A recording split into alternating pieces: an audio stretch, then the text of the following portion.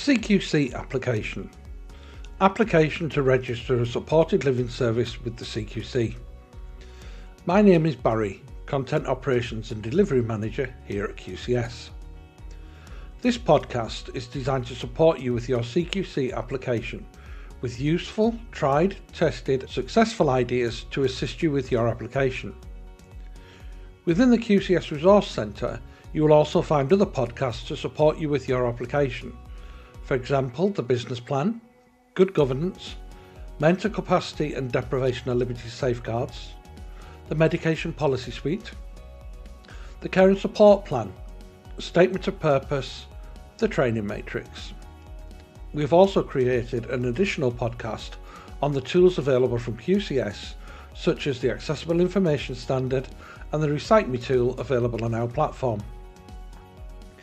Here at QCS, we understand applying to register with CQC can be difficult and complex, so hopefully by the end of this podcast you'll be more confident about the requirements, regulations and best practice needed within supported living services. The QCS management system offers you lots of additional resources to help you apply for your registration, but as an applicant, you must be able to evidence to the CQC registration teams that any information you submit reflects your unique service setup, service user group, associated regulations and best practice elements you need to evidence. There are many different models that fall under the supported living framework, and as a result, for your application to be successful, it may mean amendments or additions will need to be made by you to ensure that policies and procedures and systems that we provide fully reflect your business model and in particular your service user group. While most of the processes are detailed on the application forms and are straightforward, we're going to run through some of the additional requirements that may affect how you use the QCS system in your application. Supporting people with a learning disability or autism. Here is where your registration focuses on your application in much more detail. As a provider of services for individuals with learning disabilities and autism, you should understand why there is additional scrutiny for this particular service user group within the registration process. If you are hoping to provide a service for people with a learning disability or autism, you must be able to evidence how you as a provider will meet the requirements set out in the CQC guidance. We have a policy that reflects right support, right care, right culture to support you with this. Right support, right care, right culture. Right support. The model of care and support provided and set in maximises people's choice, control and independence. Right care. All care and support is person-centred, promoting dignity, privacy and human rights. Right culture. The provider's ethos, values and behaviours, and leaders and care and support staff ensure your service users lead confident, inclusive and empowered lives. CQC guidance on this gives you lots of information and details what they are expecting from you and existing providers. For example, business planning. You will need to be able to demonstrate there's a clear need for your business. This is why market research is vital to the success of your business plan. You need to be able to demonstrate you've communicated with commissioning teams and appropriate stakeholders that agree with your plans, support the need and more importantly agree with you on these plans and service types that are going to be provided. The service. You need to be able to demonstrate that the setting and design meets with people's expectations. The service is designed to meet any needs that they may have. The size is appropriate, not too many bedrooms or campus models. More importantly, it's in line with best practice guidelines. Community engagement. You'll need to ensure that you can demonstrate that your service users have access to the community. When you talk about locations, explain in detail community facilities, access and distance from the town centre, bus routes and what community facilities are close to the service. This is much more difficult if your service is out of town. It may lead to concerns that your service users may be isolated as a result. Remember to consider budgets of the people you support. This may limit their access depending on the location. Policies and procedures. These need to be very clear about your individual model of care and support based on best practice and regulatory requirements. It is essential that your supporting documents along with your application fully detail these areas, or CQC will have questions about your plans and may return your application seeking further clarity. CQC do offer a helping hand in this area. The website provides a number of case studies that you may find useful in your planning stages. You also may find it useful to take up the CQC offer of discussing your business proposals with them prior to your application submission. This might actually save you lots of time and effort in the process. Supporting documents, supported living. The CQC guidance pages are full of drop-down lists. These lists explain the information that they require as part of your application. They have links to additional guidance with even more links to information you must use to justify your registration. Ensure that you have everything in the CQC supported living supporting documents list, and this list is ready and complete to send with your application. CQC will more than likely return your application if you do not include or have the following: staff training matrix and plan. This includes induction, mandatory training, and any specialist training that you have, such as the mandatory Oliver McGowan training modules. Consent policy, equality, diversity and human rights policy, good governance policy, infection control policy, Information Commissioner's Office registration certificate, medicines management policy, public and employers liability insurance quote or certificate, recruitment policy, safeguarding policy, statement of purpose, financial viability statement unless you're a corporate provider. Both of these final two have a CQC template for you to use. In addition, CQC registration teams may also ask for the following as part of your application: business plan, which must include significant market research, learning disability form. CQC provide a template for you to use.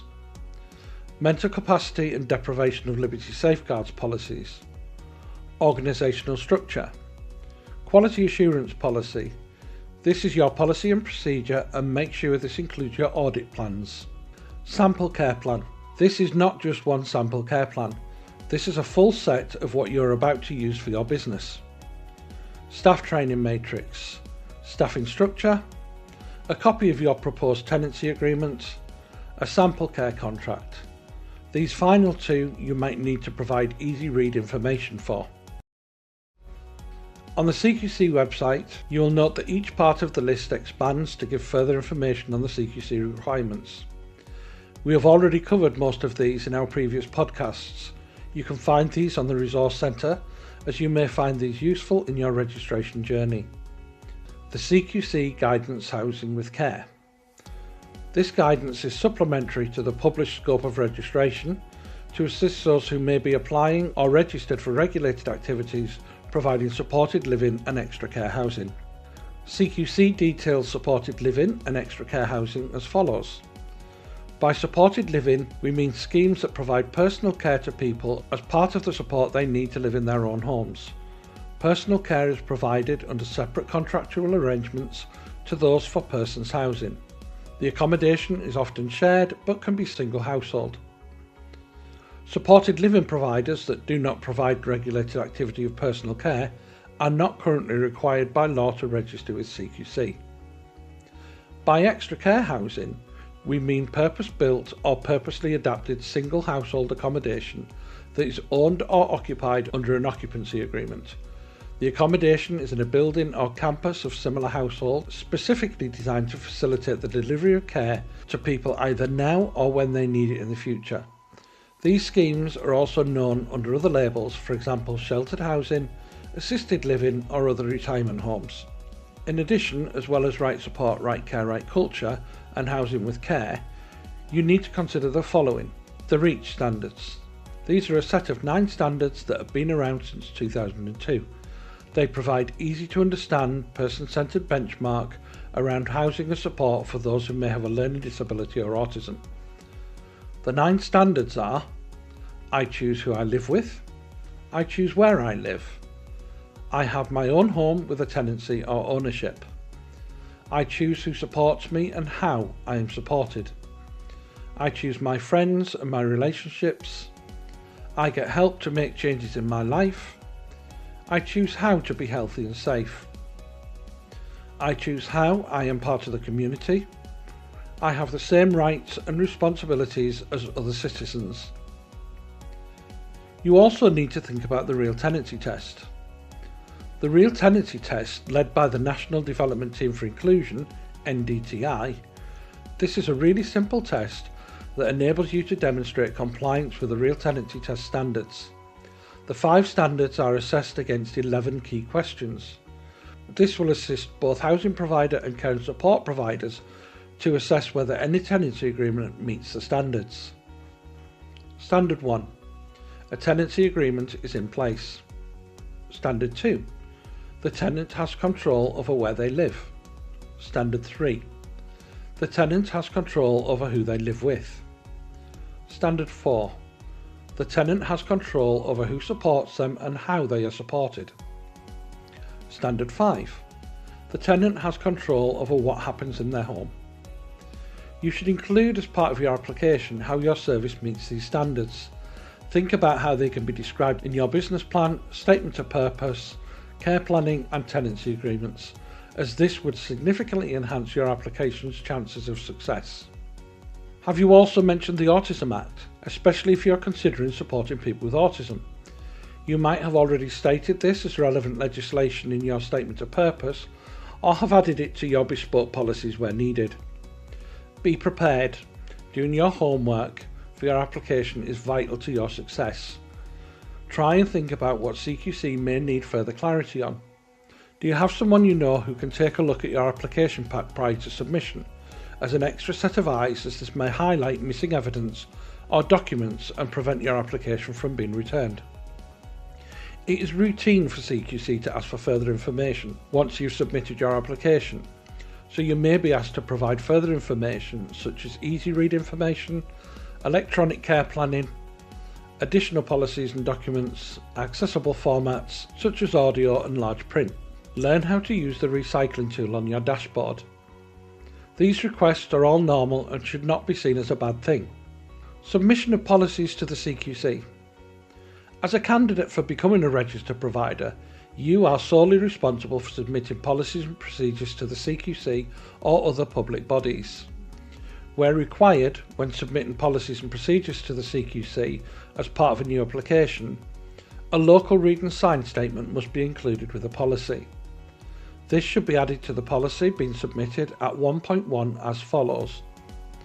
I confirm I've reviewed and approved this policy as suitable for use. Insert your business name here. Approved by, enter the full name of the person approving the review. Job role, enter the job role or the title of the person. Date, enter the date the policy has been reviewed locally by you. Date of next review, this should be in line with the summary review date on the top of the policy. To be reviewed by name, enter who's going to do the review. Summary, enter a brief overview of any relevant information regarding the review or any amendments you have made to the policy. In addition to including the local read and sign statement, you must also submit the complete set of modification policies and procedures available in the QCS Compliance Centre. Failure to do so may result in your application being returned. The CQC registration assessment starts at the point you submit your application. You need to be ready to trade from this point. This includes verification stages before being assigned to registration inspection teams. It is at this point when an inspector will begin a comprehensive fact-finding exercise to ensure they have enough information to make an assessment on your application. The process continues leading up to your fit and proper person and your provider assessment.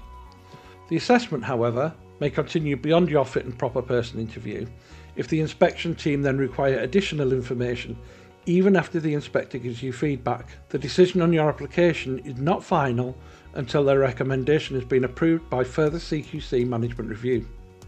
Finally, it is important that you respond to any additional requests for the information from CQC in a timely manner. CQC will always allow you sufficient time to respond, and responding immediately may actually show that you've not reviewed it at all. Take your time and make sure that any requests for further information or clarity fully delivers on the request and the information that you are returning.